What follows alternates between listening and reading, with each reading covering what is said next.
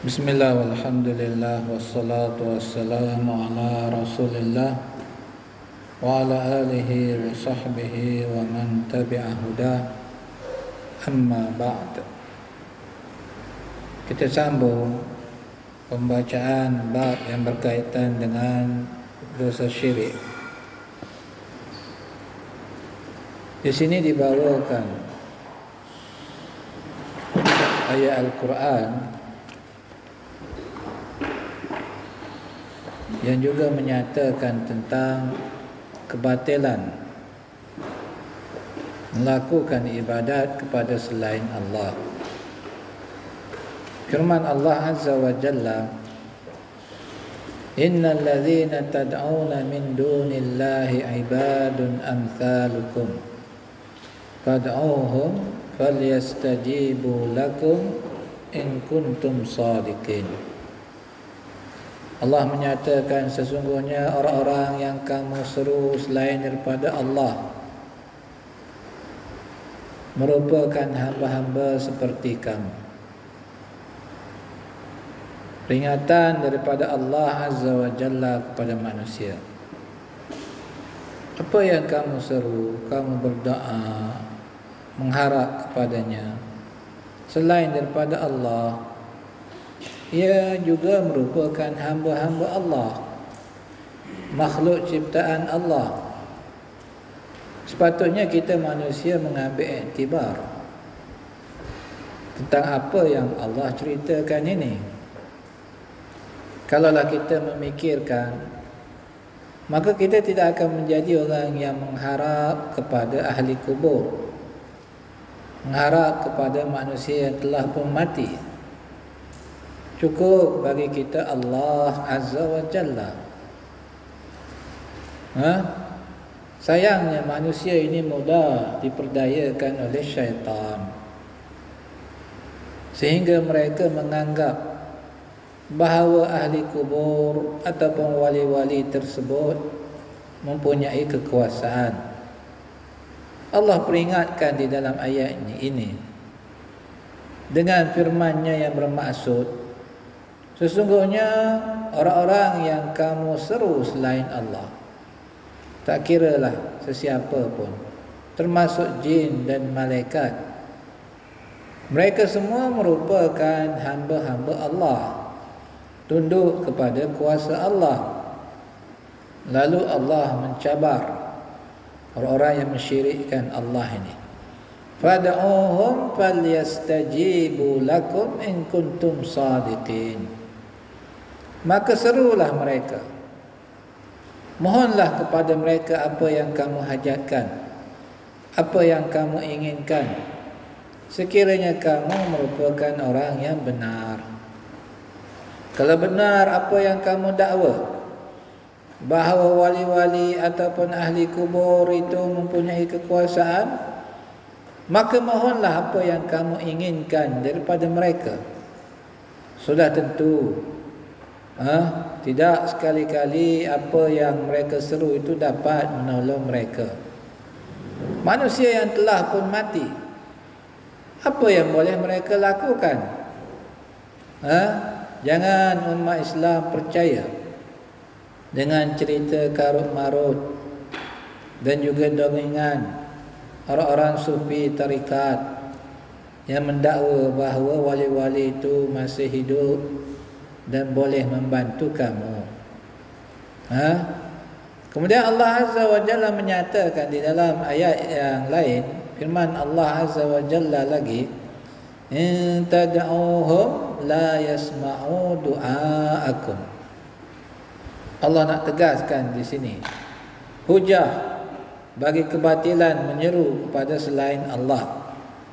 Perbuatan berdoa kepada selain Allah ianya merupakan perkara yang batil. Allah tegaskan di sini, in tad'uuhum la yasma'u du'aakum. Sekiranya kamu menyeru mereka, memohon, berdoa kepada mereka, Allah kata mereka tidak mendengar seruan kamu. Ahli kubur tidak akan mendengar. apa yang diseru oleh manusia yang ada di atas muka bumi ini.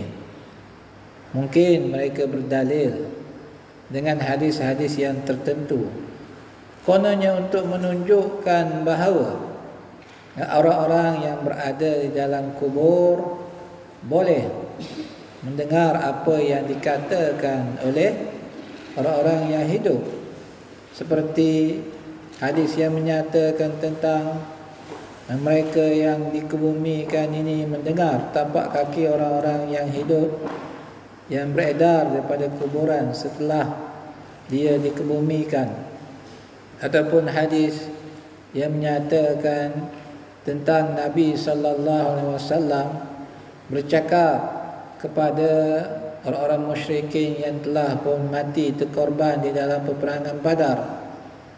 Ingatlah bahawa hadis-hadis yang seperti ini ianya tidak membawa maksud ahli kubur tersebut mereka boleh mendengar setiap masa apa yang diperkatakan oleh orang-orang, apa yang berada, apa yang terjadi ataupun diperkatakan oleh orang-orang yang berada di atas kubur ini. Kita kena ingat bahawa Allah dah menyatakan di sini mereka tak akan mendengar seruan kamu. Kenapa ayat yang seperti ini diketepikan? Kalaupun kisah Nabi bercakap dengan orang-orang musyrikin yang terkorban itu, ianya sememangnya membawa maksud Nabi mereka mendengar seperti yang disebutkan dalam hadis, ianya tidak bertentangan dengan ayat ini. Kita boleh katakan ianya merupakan peristiwa yang khusus yang mana Allah jadikan orang-orang yang terkorban itu mendengar apa yang diperkatakan oleh Nabi. Asal si mati mereka tak akan mendengar apa yang diperkatakan oleh orang-orang yang hidup. Ingat, Allah menyatakan di sini sekiranya kamu menyeru mereka, mereka tidak mendengar seruan kamu. Kemudian Allah tegaskan hujah lagi, walau sami'u mastajabu lakum. Kalaulah pun mereka mendengar, mereka tidak akan dapat memperkenankan buat kamu apa yang kamu minta. Taib, kalaulah kita katakan mereka memang mendengar, ahli kubur dengar apa yang kita cakap, apa yang kita mohon daripada mereka. Allah kata apa? Walaupun mereka mendengar, kalaulah pun mereka mendengar, mereka tidak akan dapat memperkenankan buat kamu apa yang kamu minta. Hujah yang jelas, hujah yang jelas datang daripada ayat-ayat Al-Quran menegaskan tentang kekuasaan hanyalah milik Allah. Selain daripada Allah tidak memiliki apa-apa kuasa. Wa yaumal qiyamati yakfuruna bisyirkikum. Dan pada hari kiamat mereka akan mengingkari kesyirikan yang kamu lakukan. Mereka akan berlepas diri daripada perbuatan syirik yang dilakukan oleh orang-orang yang mensyirikkan Allah ni tadi. Mereka tidak mahu bertanggungjawab terhadap kesyirikan yang dilakukan oleh manusia tersebut. Wala yunabbi'uka mithlu khabir. Tiada yang dapat mengkhabarkan kepada kamu seperti yang maha halus ilmunya. Kalau tidak, apa yang dikhabarkan oleh Allah merupakan apa yang kita terima, maka kalam siapakah lagi yang hendak kita terima? Mencukupi ayat yang seperti ini sebagai hujah yang jelas bahawa apa yang mereka lakukan dengan menyeru kepada orang yang telah pun mati, ianya merupakan perbuatan yang batil. Hatta yang hidup sekalipun. Kalau orang yang hidup ini tidak bersama mereka, mereka tak akan mendengar. Melainkan syaitan yang membantunya menyampaikan apa yang diperkatakan oleh si fulan ini tadi. Memang kerja syaitan itu ianya bertolong bantu di dalam perkara yang berbentuk kemaksiatan, kekufuran. Asal manusia mereka tidak akan mendengar apa yang diperkatakan oleh manusia yang lain yang tidak bersamanya. Kalau sebagai contohnya si fulan ini, dia berada di rumah, orang lain tidak berada di rumah dia, mereka tak akan dengar apa yang dikatakan oleh si fulan ini tadi. Sahih? Kalau kita bercakap, ada orang-orang tertentu yang boleh dengar walaupun kita duduk dalam rumah, duduk dalam bilik. Dia duduk di rumah dia boleh dengar. Alamatnya tak ada apa yang boleh kita rahsiakan. Semuanya didengar oleh mereka ini tadi. Kamu percaya bahawa manusia boleh dengar apa yang diperkatakan oleh manusia yang duduk di tempat yang lain? Boleh percaya? Kita tak akan percaya perkara yang seperti ini ianya berada pada kemampuan manusia.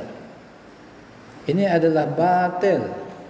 Tapi ahli tarikat tetap mempercayainya. Bahkan mereka mendakwa bahawa guru-guru tarikat itu tahu apa yang terdetik di dalam hati pengikut-pengikutnya. Mereka menyebut perkara-perkara ini dalam kitab mereka untuk menunjukkan betapa hebatnya guru-guru tarikat ni tadi, sehingga manusia menyangka bahawa itu merupakan kelebihan orang-orang tersebut dan tingginya kedudukan mereka. Kita perlu faham perkara yang seperti ini adalah batil. Yang mengetahui apa yang ada di dalam hati manusia hanyalah Allah Azza wa Jalla. Ayat-ayat di atas dan banyak lagi menunjukkan bahawa manusia yang menyeru selain Allah dan berdoa kepada selainnya merupakan orang yang mensyirikkan Allah, kerana doa merupakan ibadat. Perhatikan firman Allah bermaksud, pada hari kiamat mereka akan mengingkari kesyirikan yang kamu buat. Allah kata apa? Wa yaumal qiyamati yakfuruna bisyirkikum. Artinya perbuatan menyeru selain Allah, berdoa kepada selain Allah ini adalah syirik.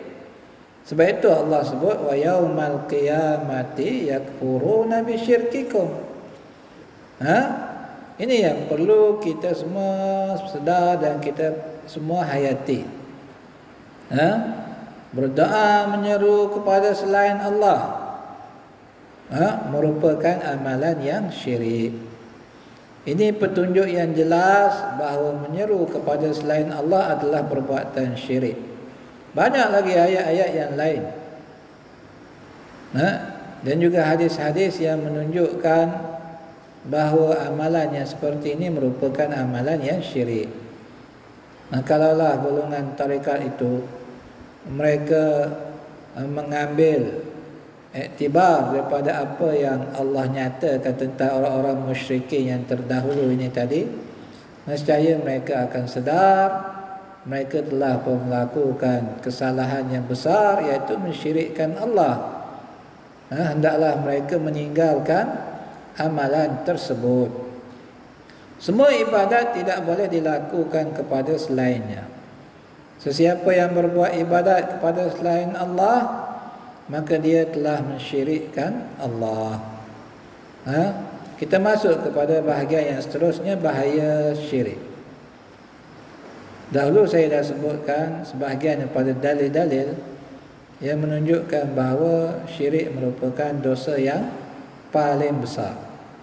Sebagaimana yang telah dijelaskan Dosa syirik merosakkan tauhid orang yang beriman. Sebagaimana pentingnya pengetahuan tentang tauhid, begitulah juga amat perlu kita mengetahui bahaya dosa syirik. Pokok yang diberi baja yang baik dan dijaga daripada makhluk perosak seperti anai-anai dan serangga akan hidup subur.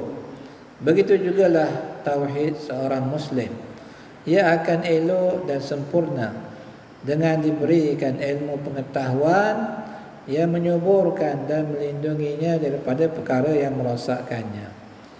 Nak tauhid kita terjaga, nak akidah kita terjaga, kita kena jaga akidah tauhid ini daripada perkara-perkara yang merosakkannya. Apa yang merosakkan akidah tauhid ini, Huzaifah? Dosa syirik.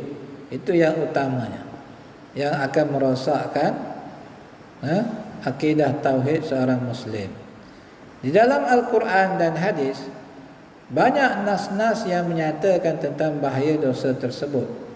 Saya akan nyatakan secara ringkas sebagai pedoman buat para pembaca untuk mereka memahami kesan buruk yang menimpa pelaku syirik. Yang pertama, dosa syirik merupakan dosa yang paling besar. Lebih besar daripada dosa derhaka kepada ibu bapa, membunuh, minum arak, mengumpat, berzina dan sebagainya. Sedia maklum, orang Islam mereka bencikan kepada dosa-dosa ini. Bila si fulan itu berzina sebagai contohnya, maka orang akan memandang rendah kepadanya, benci dengannya, tidak mahu berkawan dengannya. Juga orang yang membunuh, dan juga orang yang minum arak. Masyarakat amat fobia dengan arak, kerana arak diharamkan di dalam Islam. Orang Islam mereka memang tak sukakan pada arak kerana Allah mengharamkannya. Sahih? Tapi umat Islam pada hari ini mereka boleh menganggap dosa syirik itu adalah biasa-biasa sahaja. Sedangkan dosa syirik lebih besar daripada dosa meminum arak. Mereka tidak menganggap bahawa dosa syirik ini merupakan perkara yang perlu mereka benci dan juga perlu mereka berjaga-jaga dengannya, dan juga tidak bersama dengan orang-orang yang mensyirikkan Allah di dalam amalan mereka. Dosa syirik tidak lagi dipandang besar oleh ramai orang-orang Islam. Pelakunya tidak akan diampunkan Allah sekiranya dia mati dalam keadaan tidak bertaubat. Kalau mati tak bertaubat, tak akan diampunkan oleh Allah. Mana dalilnya?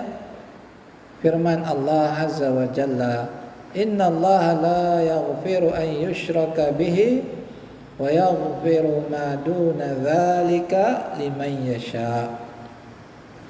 Wa man yushrik billah faqad dhalla dhalalan ba'ida. Maksudnya sesungguhnya Allah tidak mengampunkan kesyirikan yang dilakukan dengannya, dan Dia mengampunkan dosa yang selain itu bagi sesiapa yang Dia kehendaki. Jadi kita tahu hak ibu bapa itu besar. Bila ada seorang anak dia menyakiti ibu bapa dia, buat jahat kepada ibu bapa dia, maka manusia akan mencaci, mencerca, mentahmah dan juga mengutuknya. Memang betul itu kesalahan yang besar. Hak ibu bapa merupakan sebesar-besar hak di kalangan manusia yang ada sekeliling kita. Akan tetapi hak Allah ini ramai manusia tidak pedulikan. Mereka tidak lagi berasa cemburu kepada agama mereka. Mereka tidak lagi menganggap hak Allah itu merupakan satu perkara yang perlu mereka pertahankan dan perjuangkan. Jadi selain daripada dosa syirik, masih lagi ada peluang untuk mendapat keampunan. Dan Allah kata, siapa yang mensyirikkan Allah, maka dia telah sesat dengan kesesatan yang jauh. Sabda Rasulullah sallallahu alaihi wasallam, "Ala unabbiukum bi akbaril kabair." Nabi kata, ketahuilah aku akan khabarkan kepada kamu tentang dosa besar yang paling besar. Jadi mungkin terjemahan yang lebih sesuai lagi, hendakkah aku beritahu kepada kamu tentang dosa besar yang paling besar. Baginda mengulangnya sebanyak 3 kali. Salasan. Katanya Nabi sebut 3 kali. Kenapa Nabi sebut 3 kali? Untuk memberikan penekanan tentang perkara ini. Benda yang paling kamu perlu ambil berat. Qalu bala ya Rasulullah. Lalu mereka berkata, bahkan ya wahai Rasulullah. Kata baginda, qala al-isyraku billah wa uququl walidain. Dosa yang paling besar sekali, yang pertama sekali Nabi sebut apa dia? Syirik. Mensyirikkan sesuatu dengan Allah. Dan menyakiti kedua ibu bapa. Kemudian wajalasa wa kana muttaqi'a. Baginda duduk bersandar. Baginda sedang bersandar lalu duduk seraya berkata, faqala ala wa qauluz zur. Baginda mengatakan, ketahuilah penyaksian yang dusta. Di sini Allah mulakan dengan apa? Dengan sebutan al-isyraku billah. Ini dosa besar yang paling besar. Ianya mendahului dosa derhaka, berbuat jahat kepada ibu bapa. Itu yang pertama. Yang kedua, pelaku syirik diharamkan memasuki syurga Allah. Firman Allah Ta'ala, laqad kafara alladhina qalu inna Allaha huwal masih ibn Maryam wa qala al-masih ya bani Israel a'budullaha rabbi wa rabbakum. Allah beritahu sesungguhnya telah kufurlah orang-orang yang berkata bahawa Allah merupakan Al-Masih ibnu Maryam. Siapa yang mendakwa Isa alaihi salam itu merupakan Allah, maka dia merupakan orang yang kafir. Wa qala al-Masih ibnu Maryam wa qala al-Masih ya bani Israel a'budullaha rabbi wa rabbakum. Dan sedangkan Al-Masih ibnu Maryam itu telah mengatakan, wahai Bani Israel, sembahlah Allah yang merupakan Rabb aku dan Rabb kamu sekalian. Nabi Isa juga mengajak kepada beribadat kepada Allah, bukan mengajak kepada beribadat kepada dirinya. Kemudian apa lagi yang Allah sebutkan di dalam ayat ini? Innahu man yusyrik billah faqad harramallahu alaihil jannah. Allah kata sesungguhnya sesiapa yang mensyirikkan Allah, maka Allah mengharamkan ke atasnya syurga. Wa ma'wahun nar. Dan tempat kembalinya adalah neraka Jahannam. Wa ma lil-zalimina min ansar. Dan tiada penolong buat orang-orang yang zalim. Allah haramkan syurga ke atas orang-orang yang mensyirikkan Allah. Ingat, siapa yang mensyirikkan Allah, tempatnya adalah neraka. Oleh itu penting bagi kita belajar tentang syirik ini. Apa dia dosa-dosa yang merupakan dosa syirik? Apa dia percakapan, perbuatan yang boleh menjadikan manusia mensyirikkan Allah, untuk kita selamat daripada disumbat ke dalam neraka Jahannam.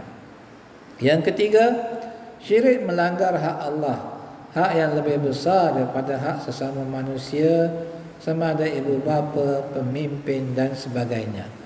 Sabda Rasulullah sallallahu alaihi wasallam, "Ya Mu'adz, hal tadri haqq Allah ala ibadi? Wa ma haqqullah wa haqqul ibad ala Allah?" Macam mana jadi gini ya? Ada lafaz yang seperti ini? Apa yang anda hafal? Ya Mu'adz, atadri ma haqqullah ala ibad wa ma haqqul ibad ala Allah? Baik, yang pentingnya di sini, di dalam riwayat Bukhari Muslim ini, Nabi SAW menyatakan kepada Mu'adz, Nabi tanya, "Wahai Mu'adz, adakah kamu tahu apakah hak Allah ke atas hamba-hambanya? Dan apa hak hamba-hamba ke atas Allah?" Persoalan ini ditanyakan oleh Nabi kepada Mu'adz. Bila ianya merupakan apa yang diajarkan oleh Nabi kita, maka kita kena ambil berat. Kita kena fahami. Ini merupakan persoalan yang besar yang perlu diketahui oleh setiap orang yang mengaku beriman kepada Allah dan Rasulnya. Cuba tanya soalan ini kepada manusia, untuk kita mengajar mereka tentang akidah Muslim yang sejati ini. Pertamanya kita dahulu yang kena tahu. Melalui hadis ini kita faham betapa besarnya hak Allah dan apakah hak tersebut. Jadi Nabi tanya kepada Mu'adz, "Wahai Mu'adz, kamu tahu tak apa hak Allah ke atas hamba-hambanya? Dan apa hak hamba-hamba ke atas Allah?" Qultu, kata Mu'adz, aku katakan, "Allah wa rasuluhu a'lam." Dia jawab, Allah dan Rasulnya lebih mengetahui. Qala, kemudian kata Nabi, "Fa inna haqqallahi 'alal ibad an ya'buduhu wa la yusyriku bihi syai'a." Kata Nabi, hak Allah ke atas hamba-hambanya, hendaklah mereka beribadat kepadanya dan tidak mensyirikkan sesuatu pun dengannya. Ingat, semua kena tahu apa hak Allah.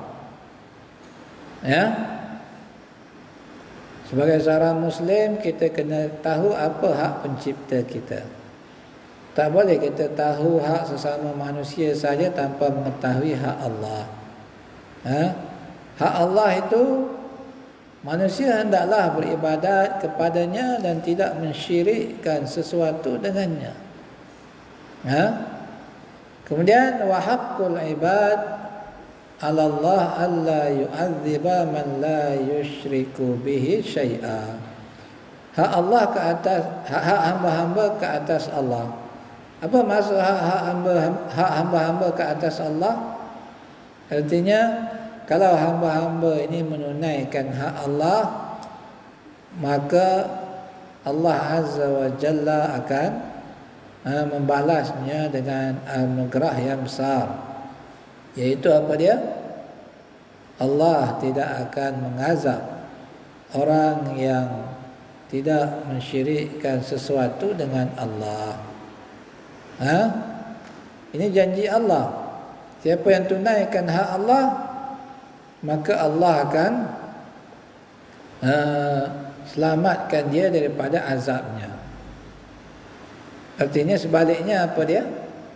Siapa yang tidak menunaikan hak Allah dengan melakukan dosa syirik, maka dia akan diazab oleh Allah.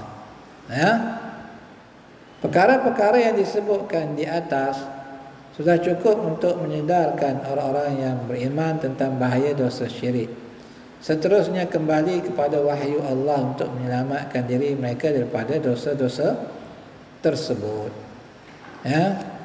Bila kita inginkan akidah yang kuat, akidah yang mantap, maka hendaklah kita ambil berat tentang pembelajaran kalimah tauhid la ilaha illallah ini.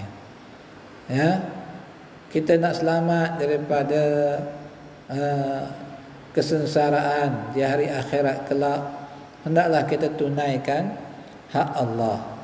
Kita kena rajin belajar tafsiran Al-Quran dan juga hadis-hadis untuk kita memahami betapa Al-Quran itu amat menekankan tentang tauhid ini.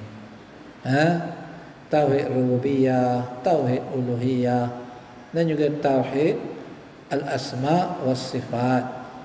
Hanya orang yang tidak mentadabbur ayat-ayat Al-Quran, mereka tak faham dan tidak sedar betapa ketiga-tiga tauhid ini merupakan perkara pokok yang Allah sebutkan di dalam Al-Quran.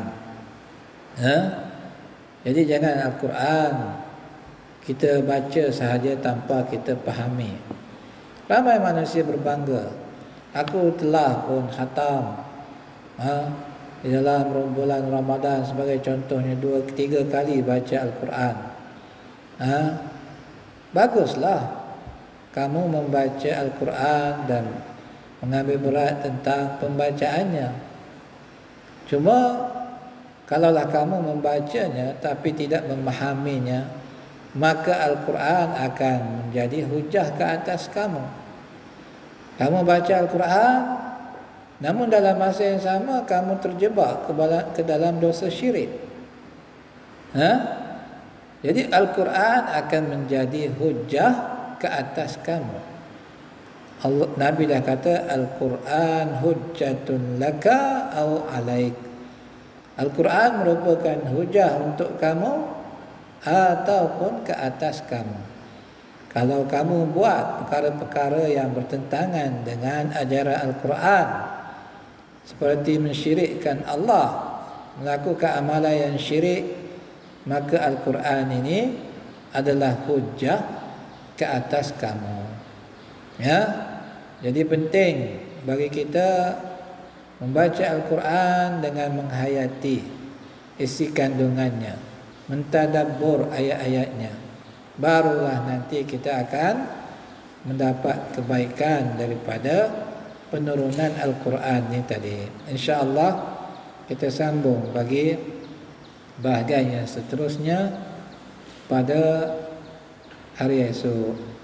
Namun begitu mungkin kita akan masuk kepada syarat la ilaha illallah dahulu. Sebenarnya saya nak sebutkan semalam, qadar Allahnya terlupa. Minta antum ingatkan sebelum mula kelas hari esok, beritahu kepada anak kita nak pelajari tentang syarat-syarat kalimah la ilaha illallah.